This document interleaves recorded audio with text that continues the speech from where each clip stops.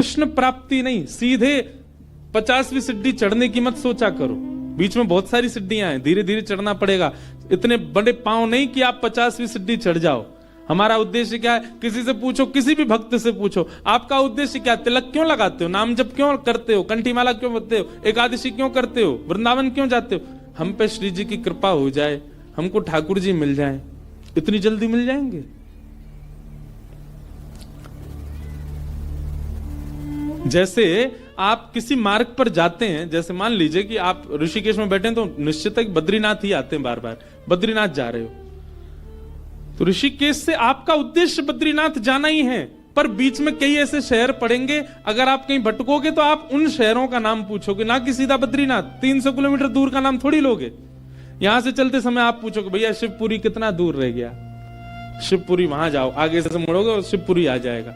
उससे आगे जाओ, श्रीनगर कितनी दूर है? ये देवप्रयाग कितना दूर है? यहां है देवप्रयाग। वहां के लिए रास्ता कैसे?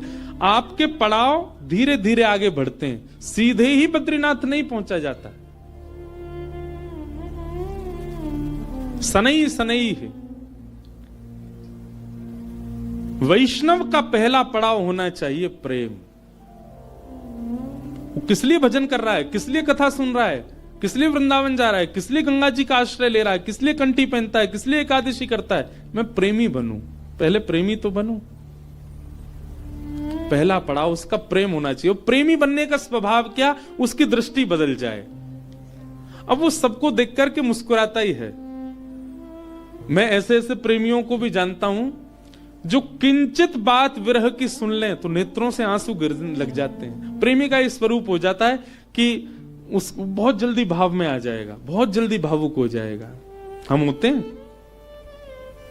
हमारे आगे तो व्यक्ति गंगा जी में कूद जाए तो हमको विरह नहीं होता। प्रेमी व्यक्ति कैसा होगा? किंचित कोई भाव ऐसा देख लेगा ना, बहुत छोटा सा, कोई व्याकुल बैठा है, उस व्याकुलता को देख करके वो विरह में आ जाएगा। ये होता है प्रेमी का स्वरूप। आधुनिक भाषा में उसको कह देते हैं ये बहुत इमोशनल है, बहुत जल्दी इमोशनल हो जाता, बहुत जल्दी भावुक हो जाता है। संसार को देख करके भावुक हो रहा है। एक बात बताएं, भावुक व्यक्ति प्रेमी बहुत जल्दी बन सकता है। अगर किसी के अंदर भावुकता बहुत ज्यादा है ना, तो एक प्रकार से वो ये समझ ले कि उसको कई सीढ़ियां पहले से चढ़ा हुआ है। वो भावुक व्यक्ति बस प्रेम की ओर बढ़ जाए, प्रेमी और बन जाए, और अधिक प्रेम हो जाए, और वही प्रेम वृंदावन चंद से हो जाए उसका।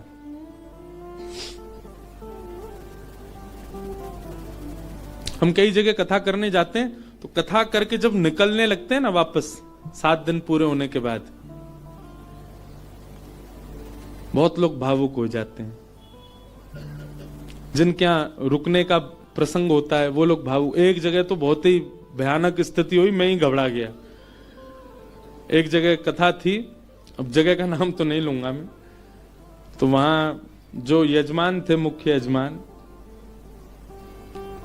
वो इतने भावुक, इतने भावुक, पहले दिन से ही रोने लग गए। मैंने क्यों, क्या हो गया? बोले अब 6 दिन रह गए, आप 6 दिन रहोगे बस, लाल जी के केवल 6 दिन दर्शन होंगे। दूसरे दिन और रोने लग गए। मैंने कि भैया तुम ऐसे मत करो, अभी तो कथा तो पूरी करनी है हमको। चौथे दिन सबका नाच रहे थे, नंद घन आनंद भयो जो, वो कोने में खड़े होकर रो रहे। बोले क्यों, क्या हो गया? 3 ही दिन रह गए अब बस।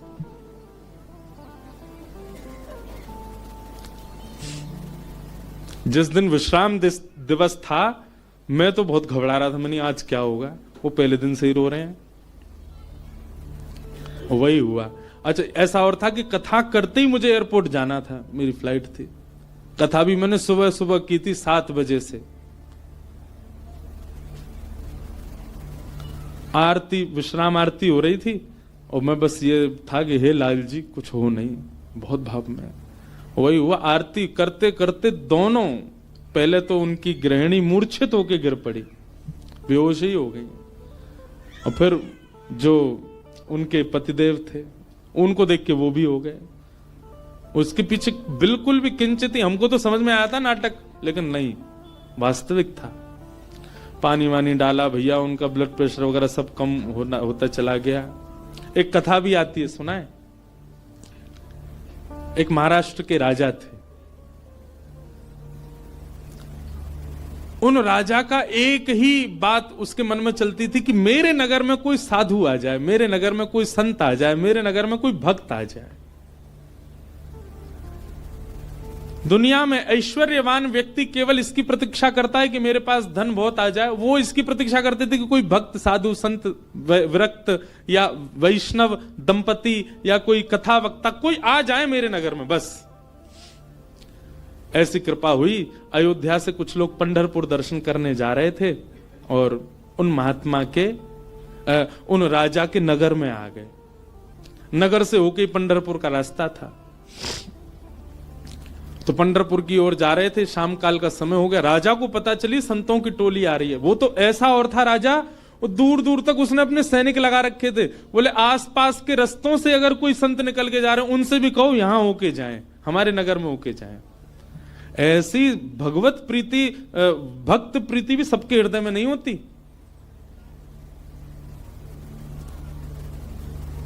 ये बात बंधुओं लिख लीजिएगा, जिस दिन हरि प्रिय आपको प्रिय लगने लग जाए, समझ जाना आप हरि से आप हरि के प्रिय होते जा रहे हो। आपको पता चल जाता है व्रज से कोई आया, भले ही आप उसको जानते नहीं, पर आपके मन में उत्साह हो जाता है हमारे वृंदावन से आए हैं, श्री राधारमण जी के यहां से आए हैं, श्री बिहारी जी के चरणों से आए हैं। भले ही आपका परिचय नहीं, फिर भी आप ब्रज से आए जान करके उनको प्रणाम करने जाओ। ऐसी प्रीति अगर आपके चित्त में है, आप प्रेम की अवस्था में आ चुके हो। हरि से ज्यादा हरिजनों से प्रीति हो तो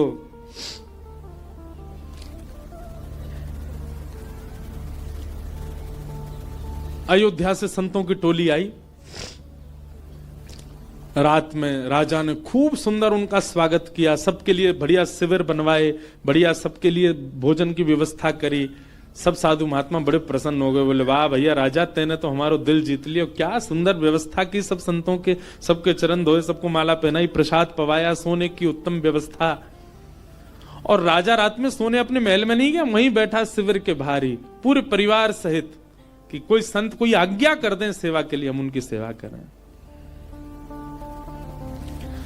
संतों ने दूसरे दिन उठ करके राजा से कहा, देखो हम तुम्हारी सेवा से इतने प्रसन्न हैं कि हम सबके मन में आया कि हम कम से कम 5 दिन तो यहां रुकें। राजा रोने लगा, बोले महाराज मेरे ऊपर बड़ी कृपा, आप रुकिए। 5 दिन पूर्ण हुए। सब संत बोले भैया हमको पंढरपुर जाना है, अब आप हमको आज्ञा दो। राजा बोला भगवान मैं अपनी एक बात निवेदित करूं। बोले क्या? 5 दिन बाद रामनवमी है, श्री राम जी का अद्भुत उत्सव है, आप लोग सब यहीं रुक जाएं, 5 दिन और रामनवमी करके चले जाएं। संत बोले भाई क्या बुराई है, इतनी अच्छी व्यवस्था राजा कर ही रहे हैं, वहीं बढ़िया कीर्तन भजन होने दो, सत्संग होने दो। 5 दिन रुक गए, सबने रामनवमी करी, अभिषेक किया राम जी का। रामनवमी पूर्ण करके सब अगले दिन संत महापुरुष बोले अब हमको आज्ञा दो, हम लोग सब चलें पंढरपुर। बोले महाराज नेक और रुक जाओ, हनुमान जयंती और आ रही है, हनुमान जन्मोत्सव, आप सब लोग रुके रहेंगे तो आप सबके सानिध्य में, हमको तो कुछ आता नहीं, हम हनुमान जी का जन्मोत्सव करेंगे। अब वो सेवा इतनी अच्छी कर रखी थी कि कुछ संत तो बेचारे उसके पक्ष में रहते थे, बोले रुक ही जाओ, बढ़िया व्यवस्था तो कर ही रखी है। रुक गए, हनुमान जन्मोत्सव तक सब लोग रुक गए। सब लोगों ने हनुमान जी का जन्मोत्सव मनाया। संत महापुरुष कहने लगे, बोले भैया अब हमको आज्ञा दे दो, अब हम लोग चलें। बोले महाराज उसके बाद में फिर कोई और उत्सव आ रहा था 15 दिन बाद, उसका नाम ले दिया। बोले वो किए बिना तो आप कैसे जाओगे, कहां आपको व्यवस्था ही नहीं मिलेगी, मेरे यहां हो जाएगा। 15 दिन और रुक गए, फिर जाने लग गए। बोले महाराज गंगा दशहरा आने वाला है, आप सब लोग कहां, गंगा जी तो मिलेंगे, मैं गंगा जल मंगवाऊंगा ना अपने सैनिकों को भेज करके, यहीं आप सब लोगों के लिए सूक्ष्म गंगा प्रकट करवा दूंगा। फिर रुक गए, गंगा दशहरा हो गए। सब करते करते करते महाराज जेठ का महीना निकल गया। कब आए थे?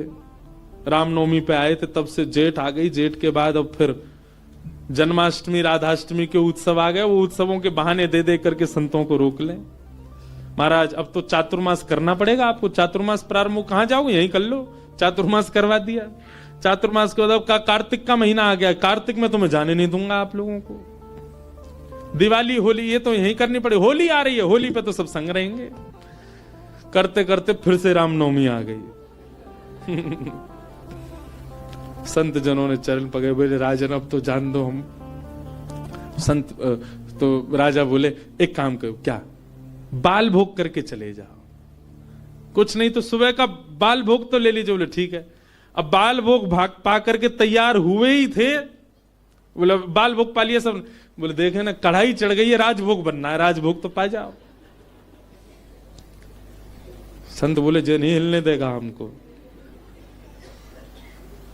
बोले देखो ये सब अनादर हो जाएगा, इतनी पूड़ी कचौड़ी सब्जी बन रही है, इनको तो पा जाओ।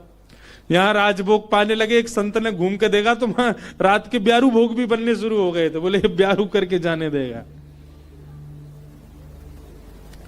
अंत तो गत्वा उस राजा की स्थिति ऐसी हो गई, जब संत लोग हट में आ गए कि नहीं हम तो जाएंगे, राजा के यहां से उस क्षेत्र से जैसे ही बाहर निकले, तब तक तो राजा रो रहा था, संतों के जाते ही राजा अचेत हो गया, प्राण निकल गए उसके।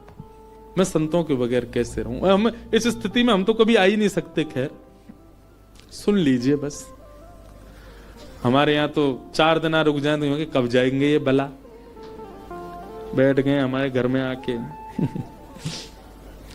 सब तरीके के लोग होते हैं।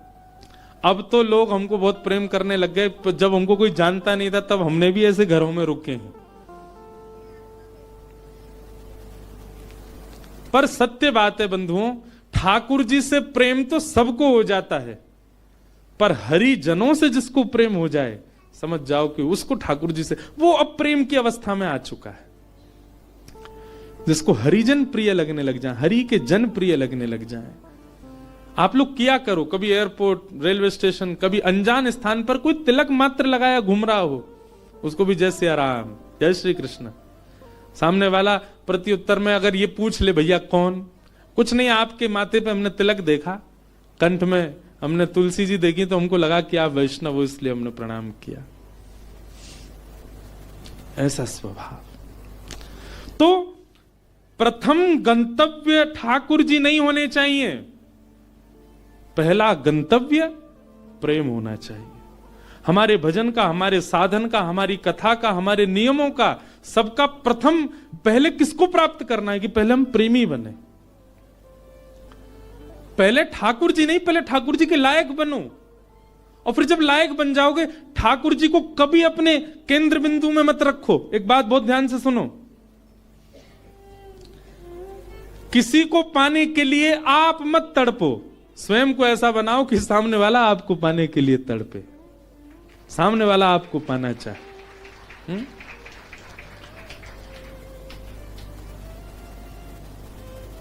पिक्चरों में ऐसे दिखाते हैं ना कि कोई प्रेम करता था किसी कन्या से और उसको सीधे तो पानी पाया, तो खुद इतना बढ़िया पढ़ लिख करके बड़ा मजिस्ट्रेट बन गया महाराज, आगे पुलिस पीछे पुलिस, अब वो छोरी डोल रही है वाकू पावे को, इससे मेरा ब्याह हो।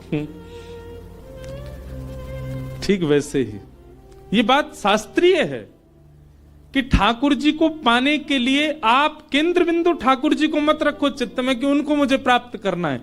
ठाकुर जी को जो जो प्रिय है वो सारे गुण मेरे भीतर आ जाएं ताकि ठाकुर जी को मैं प्रिय लगूं।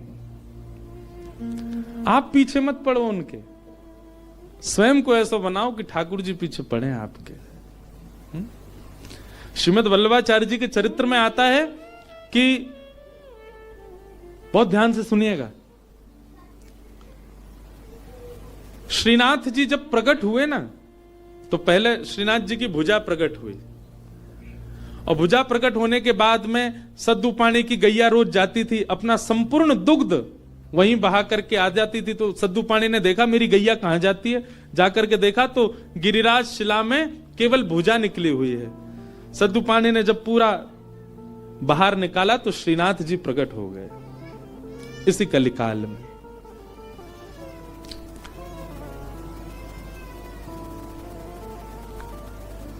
तो सद्दू पानी ने ठाकुर जी से प्रार्थना की कि ठाकुर जी आपके लिए क्या लाऊं मैं, आप क्या पाएंगे, क्या व्यंजन लेंगे, क्या भोग प्रसाद लेंगे, आप विश्वास मानेंगे। हमारे श्री जी बाबा श्रीनाथ जी उन्होंने कहा, बोले हे सद्दू पाणे, जब तक मेरे श्रीमद वल्लभाचार्य जी नहीं आएंगे तब तक मैं केवल दूध पीऊंगा। ठाकुर जी ने पयोव्रत किया। भक्त भगवान के लिए व्रत करता है, पर ठाकुर जी ने व्रत किया कि जब तक वल्लभाचार्य जी नहीं आएंगे मैं केवल दूध पीऊंगा। श्रीनाथ जी जो आजकल उदयपुर के पास नाथ द्वार में विराज रहे हैं, जब ये गिरिराज जी में प्रकट हुए तब की लीला है। इस बार हमारे लाल जी का उत्सव नाथ द्वारा में ही है, श्रीनाथ जी में, 11 से 17 जनवरी। बाद में एक अजब कुमारी नाम की एक भक्ता हुई थी, उसके लिए ठाकुर जी उदयपुर चले गए, उदयपुर के पास नाथ द्वारा में। प्रकट तो आप गिरिराज जी में ही हुए थे। तो ठाकुर जी कितने वर्षों तक केवल दूध पी करके रहे। एक दिन अपनी समस्त शिष्य मंडलियों के साथ श्रीमद वल्लभाचार्य जी महाराज जब गोवर्धन पधारे, पूरे ब्रज में हल्ला हो गया, कोई बहुत बड़े आचार्य आए हैं। बोले नाम क्या? बोले वल्लभाचार्य। जब ये नाम सद्दू पाणे के कान में पड़ा, ब्रजवासी सद्दू पाणे दौड़े दौड़े गए और वल्लभाचार्य जी के चरणों में निवेदन करके रोने लगे। वल्लभाचार्य जी बोले रो क्यों रहे हो? बोले नाथ, भक्त को व्रत करते देखा है मैंने, पर इस जन्म में मैंने भगवान को व्रत करते हुए भी देखा है। हमारे इस गिरी कंदरा से साक्षात गोवर्धन नाथ जी का स्वरूप श्रीनाथ जी प्रकट हुए। मेरी गैया को दूध नित्य पियो करते, मैंने उनसे निवेदन किया कि आपको कहा भोग धराऊं। समोसे बोले मैं तो दूध ही पीऊंगा। मैंने कि कब तक दूध पियोगे? बोले जब तक वल्लभाचार्य जी नहीं आएंगे तब तक दूध ही पीऊंगा। भक्त ठाकुर की प्रतीक्षा करे, ये तो सुनोगे हो, पर ठाकुर भक्त की प्रतीक्षा कर रहे हैं। हे नाथ, मेरी आपसे प्रार्थना, जल्दी मिलो ठाकुर जी से और जल्दी अन्न पवाओ ठाकुर जी को। श्रीमद वल्लभाचार्य, आप सबने चित्र देखा होगा निश्चित ही। अगर कोई श्रीनाथ जी से या हमारे गोवर्धन नाथ जी से परिचित है, वल्लभाचार्य जी के भाव में है। सद्दू पाणी ने आवाज लगाई, लालन, हे श्री जी बाबा देखो श्रीमद वल्लभाचार्य पधारे हैं। और ऊपर से नन्हे से गोपाल जी, 4 वर्ष की अवस्था के गोपाल जी, 2-4 दतुइयां निकली हैं बस, गोल मटोल लाला, घुंघराले केश हैं, वही श्रीनाथ जी। ऊपर गिरी कंदरा से नीचे देखते हैं श्रीमद वल्लभाचार्य जी को, वल्लभाचार्य जी ऊपर देखते हैं ठाकुर जी को, और दौड़े वहां से ठाकुर जी, यहां से वल्लभाचार्य जी, और मध्य गोवर्धन में दोनों ने गाढ़ आलिंगन किया एक दूसरे का। ये चित्र देखा होगा आपने, वल्लभाचार्य जी, और नहीं देखा हो तो गूगल पर देखना, वल्लभाचार्य जी श्रीनाथ जी मिलन पिक्चर। ऐसे ठाकुर जी ने आलिंगन कर रखा वल्लभाचार्य जी को, नेत्रों से आंसू गिर रहे हैं। वल्लभाचार्य जी बोले ठाकुर जी आप क्यों इतने श्रम में रहे, कुछ पाया नहीं? तो वल्लभाचार्य जी महाराज ने अन्नकूट बनवाया ठाकुर जी के लिए, 56 भोग तैयार करवाए। और श्री जतिपुरा में, गोवर्धन के जतिपुरा में, वहां श्रीमद वल्लभाचार्य जी ने श्रीनाथ जी का अन्नकूट किया, 56 भोग पवाए। ठाकुर जी का अन्नप्राशन हुआ। मतलब इतने वर्ष बाद ठाकुर जी ने अपना पयोव्रत, दूध का जो व्रत था वो छोड़ के अन्न ग्रहण किया। किसके लिए? अपने एक भक्त के लिए। तो भैया केंद्र बिंदु में ठाकुर जी नहीं, केंद्र बिंदु में प्रेम लाओ। आपके केंद्र बिंदु में प्रेम आ गया और प्रेम आपके चित्त में आ गया तो आप ठाकुर जी के केंद्र बिंदु में रहोगे, ना कि ठाकुर जी आपके केंद्र बिंदु में। स्वयं को निर्माण ऐसो करो, कथा सुन के, संत संग करके, सत्संग करके, वैष्णव संग करके, भजन करके, कीर्तन करके, कि ठाकुर जी आपकी प्राप्ति के लिए विचरण कर रहे हैं कि जे मुंह को मिले कैसे भी।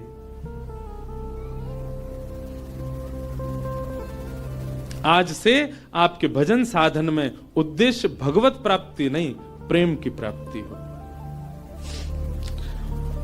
कि भवतानुदित प्रायम यशो भगवतो मलम ये नैवासौ न तुष्येत मन्ये तद्दर्शनम खिलम। नारद जी महाराज वेद व्यास जी से कहते हैं, व्यास जी आपने भागवत जी की रचना की, उसमें ज्ञान, उसमें वैराग्य, उसमें सब कुछ आपने प्रस्तुत किया, पर आपने प्रेम को नहीं प्रस्तुत किया, इसलिए आपका हृदय अशांत है। आपके ग्रंथों को, पुराणों को सुनकर के व्यक्ति धार्मिक बन जाएगा, व्यक्ति वैरागी बन जाएगा, पर आपके ग्रंथों को पढ़ के व्यक्ति प्रेमी नहीं बन पाएगा। इसीलिए आपका हृदय अशांत है, आपको कहीं ना कहीं अपूर्णता लगती है अपनी क्रिया में। इसलिए मेरी प्रार्थना कि अब आप ठाकुर जी के प्रेम स्वभाव का वर्णन करो, जिससे पढ़ने वाला व्यक्ति प्रेमी बन सके। वेद व्यास जी महाराज ने निवेदन किया, उसके लिए मुझे क्या करना पड़ेगा? बोले समाधि लगा करके भगवान के प्रेम स्वरूप का चिंतन करो।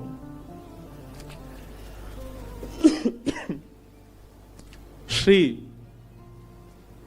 वेद व्यास जी महाराज ने समाधि लगाई और समाधि की भाषा में ही अपने अंतिम कृति का निर्माण किया वेद व्यास जी ने। इसी ब्रह्म नदी में, इसी हिमालय की पर्वतों पर वेद व्यास जी ने ऐसी रचना की जिसको सुनकर पढ़कर के मानव प्रेम का अधिकारी बन जाता है, ठाकुर जी का अधिकारी बन जाता है। और उस संहिता का नाम है श्रीमद् भागवत महापुराण। बोलो भागवत महापुराण की जय। ये प्रेम संहिता है। भागवत जी श्रवण के बाद, भागवत जी अध्ययन के बाद, भागवत जी के अवलोकन के बाद प्रेम प्रस्तुत होता है चित्त में।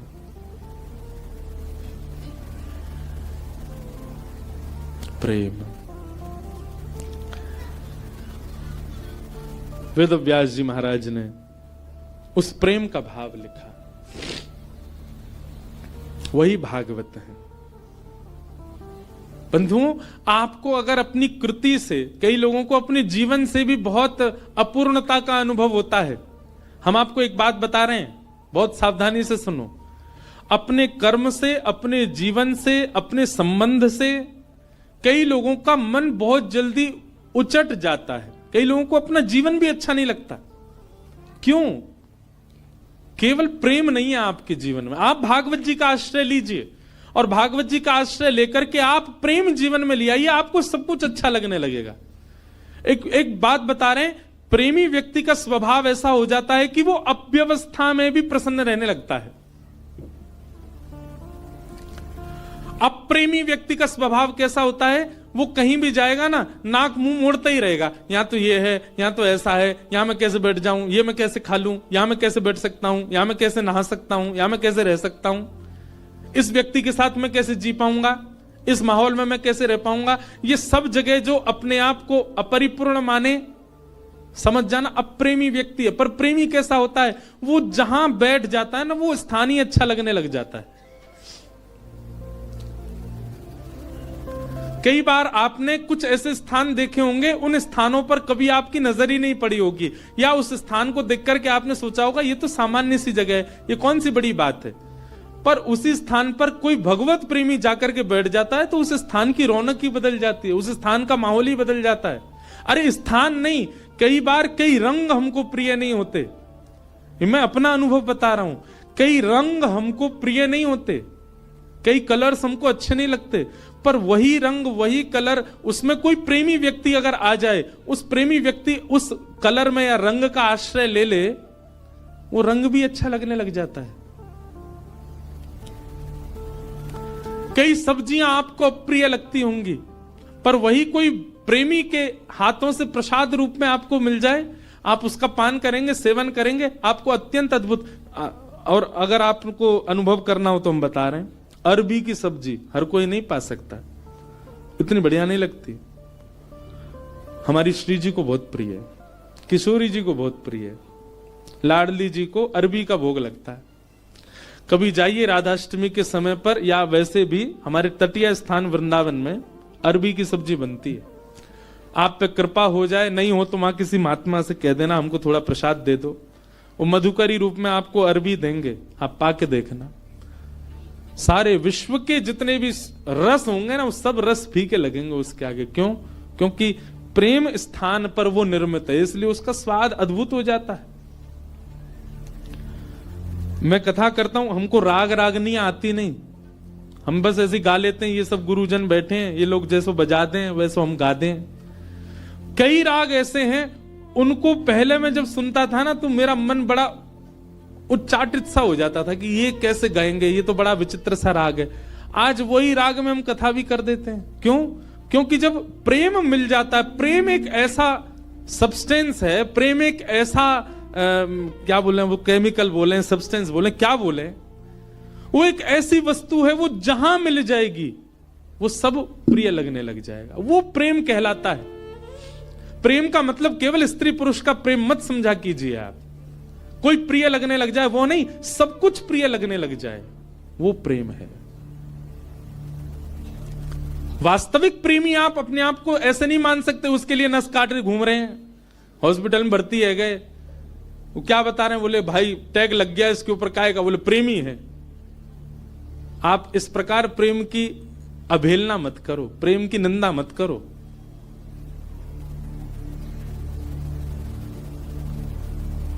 गंगा जी पे सब जगह चले जाओ, पहाड़ों में, नदियों में, सब जगह एक पॉइंट होता है, क्या वो इसको सुसाइड पॉइंट बोलते। क्यों? यहां से व्यक्ति अपने प्रेमी के लिए त्याग कर देता, आत्महत्या कर लेता है। ये प्रेम है। प्रेम में केवल एक व्यक्ति प्रिय नहीं लगता, प्रेम में सब कुछ प्रिय लगने लग जाता है। बुद्ध, भगवान बुद्ध प्रेमी थे। एक मदिरा पान किया हुआ व्यक्ति जिससे सब दूर भागते हैं, नाली में पड़ा था और बुद्ध भगवान ने उसको देख लिया, अपने शिष्यों से कहा तुरंत इसको निकालो यहां से। कोई पीछे जा रहा, कोई आगे जा रहा, सोच रहे हैं, विचार कर रहे हैं, नाली में पड़ा है, दुर्गंध आ रही है, इसने पी भी रखी है। स्वयं भगवान बुद्ध लग गए उसको निकालने में। शिष्यों ने कहा, बोले कि वो एक कुभाव वाला व्यक्ति, मदिरा पान करने वाला व्यक्ति, उसका आचरण शुद्ध नहीं, और आप उसको ऐसे बचाने लग गए, ऐसे उसको संभालने लग गए। तो बुद्ध भगवान बहुत अच्छी बात कहते हैं, तुम साधक क्यों बने हो, तुम भक्ति के पथ पर क्यों चल रहे हो? क्या तुम केवल शुद्ध लोगों से ही मिलोगे, सुधरे हुए लोगों से ही मिलोगे? अरे जो पहले से ही शुद्ध हैं, जो पहले से ही सुधरे हुए हैं, उनके बीच बैठ करके तुमने क्या नया कर दिया? तुम वैष्णव इसलिए बने हो, तुम भक्त इसलिए बने, तुम साधक इसलिए बने, जो अपवित्र हैं उनको पवित्र करने का भाव तुम्हारे चित्त में आए। जो अप्रेमी हैं वो प्रेमी बने, ये भाव स्वभाव तुम्हारा बने। हम इसलिए साधक बने। केवल माला देने वाला व्यक्ति को ही हम पूजें, उसी को ही हृदय से लगावें, ये हमारा स्वभाव है। सबको लगाना है, सबको उस पथ का राही बनाना है, इसलिए हम वैष्णव बने।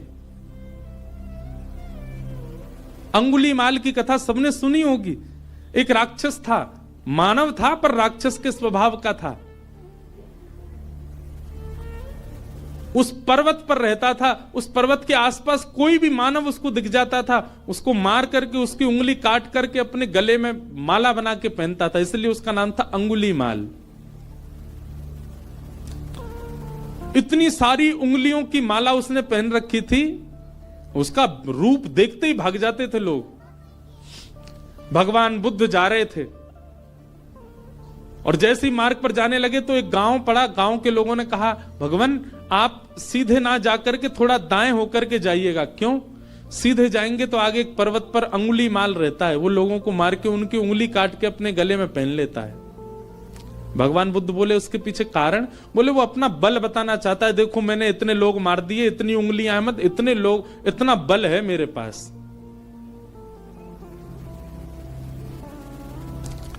भगवान बुद्ध कहते हैं भय का बल नहीं होता, प्रेम का बल होता है।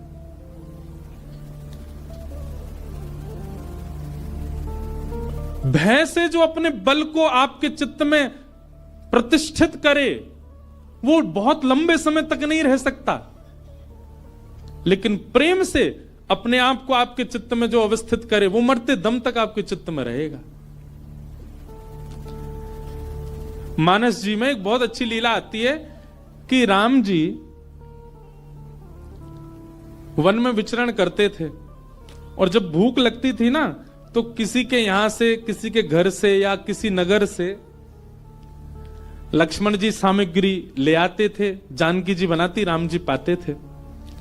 लेकिन ऐसा वर्णन आता है कि कई बार लक्ष्मण जी को सामग्री नहीं मिली और वनवासी थे तो उनके पास धन भी नहीं था, कि भाई दे के ले लें। तो राम जी जाते थे सामग्री लेने के लिए, और राम जी जब जाते थे तो सामग्री लेके ही आते थे। तो फिर मानस जी में तुलसीदास जी वर्णन करते हैं कि राम जी ऐसा क्या दे के आते थे कि लोग सामग्री देने को राजी हो जाते थे। राम जी के पास कुछ था तो था नहीं, ना तो धन था, ना वैभव था, ना कुछ रुपया थे, क्या देते थे राम जी। तो मानस जी में श्री गोस्वामी जी वर्णन करते हैं कि राम जी जब कुछ सामग्री लेते थे या सामग्री लेते भी थे, या फिर कई बार सीता जी बड़ी रसोई बनाती हैं और संतों को पवाते, संतों को पवाने के बाद दक्षिणा देनी होती है, तो ये दक्षिणा के आदान प्रदान पर या सामग्री के आदान प्रदान पर राम जी क्या देते थे। तो गोस्वामी जी वर्णन करते हैं, बोले कुछ नहीं, राम जी मंद मंद मुस्कुरा देते थे।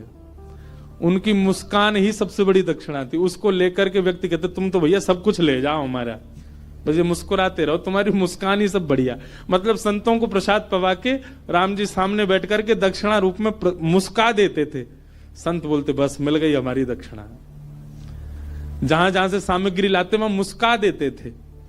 प्रेम, और वो प्रेम का बल ऐसा व्यवस्थित किया राम जी ने कि मरते दम तक कोई नहीं भूल पाया। और रावण का भी बल प्रतिष्ठित था, पर रावण का भय का बल था। बल भय का नहीं होता, बल प्रेम का होता है।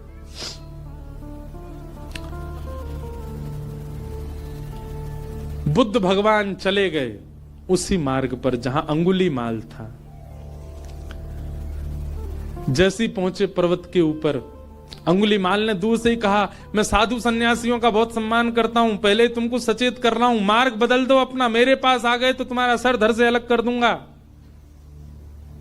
मैं चेतावनी दे रहा हूं, मेरे पास मत आना। पर बुद्ध रुके नहीं, सीधे चले गए। तुम जानते नहीं हो मुझे, क्यों चले आए हो मेरे पास। और क्रोध में भर के थोड़ा और चेतावनी देने के लिए अंगुलीमाल एक वृक्ष के नीचे खड़ा था, उस वृक्ष की डाल पकड़ करके जोर से खींच ली, डाल टूट गई। बुद्ध भगवान मंद मुस्काते सामने खड़े हो गए। अंगुलीमाल तुम देख नहीं रहे हो। अंगुलीमाल बोला तुम देख नहीं रहे हो मैं कितना बलवान हूं, और तुम चले आ रहे हो, मैं तुमको मना कर रहा हूं फिर भी रुक नहीं रहे हो। डाल हाथ में पकड़ करके खड़ा था। बुद्ध भगवान बिल्कुल सौम्य भाव से उसके समीप गए और कहा ये डाल तुमने तोड़ी। बोले हां, अब इसको जोड़ दो, जहां से तोड़ी है इसको वहां लगा दो पुनः। अंगुलीमाल बोला कैसी बात कर रहे हो, ये तो संभव ही नहीं है, मैं इसको नहीं लगा सकता दोबारा।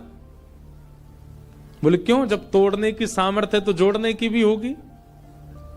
इसको जोड़ दो, यथावत जैसी थी वैसी जोड़ के दिखा दो। अंगुलीमाल बोला यह संभव नहीं है। बुद्ध भगवान कहते हैं जिसको तुम जोड़ नहीं सकते उसको तोड़ने का अधिकार तुमको किसने दिया। इतनी उंगलियां गले में पहन करके घूमते हो, तुमने इतने लोगों को मार दिया, अकेले इस पर्वत पर रहते हो, पूरी दुनिया तुमसे भय खाती है। सोचो, विचार करो अंगुलीमाल, जितनी उंगलियां तुमने गले में पहनी हैं, प्रेम से यदि इतने लोगों को अपने संग में रखते, पूरी दुनिया पूजती आज तुमको। अपने प्रेम स्वभाव से इतने लोगों का संग पाते तो तुम ज्यादा बलवान होते, लेकिन तुमने उनको मार दिया, उनकी उंगलियां डोल रहे हो लेके गले में। अगर इतने लोग तुमने जोड़े होते खुद से तो तुम श्रेष्ठ माने जाते। और इतना कहकर के बुद्ध चले गए। अपनी कुटिया पर जाकर के रुके, पीछे देखा ही नहीं। कुटिया पर जाकर के जब पीछे देखा, अंगुलीमाल चरणों में गिर गया। बुद्धम शरणम गच्छामि, मुझे क्षमा कर दो भगवान, और सदा के लिए उनके हो गए।